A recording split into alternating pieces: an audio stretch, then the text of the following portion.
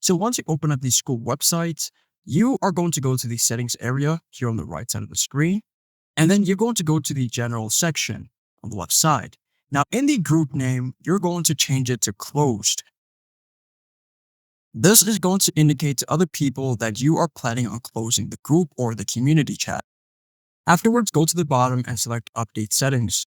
Now, if this community was on public or default, you're going to select Private, and then you're going to update the settings. Afterwards, go all the way to the bottom where it says Billing and Affiliates, and then you're going to have two options. It's going to say Update Payment Method and Manage Subscriptions. So you're just going to go to this right side here and select Manage Subscription, then go to the bottom and select Cancel Subscription. So it says here, your closed group will be archived. Nobody will be able to discover it, join, like, post, comment, or chat. So that basically means that our community group is going to be closed completely. Nobody can join, nobody can post, like, or even like comment or anything.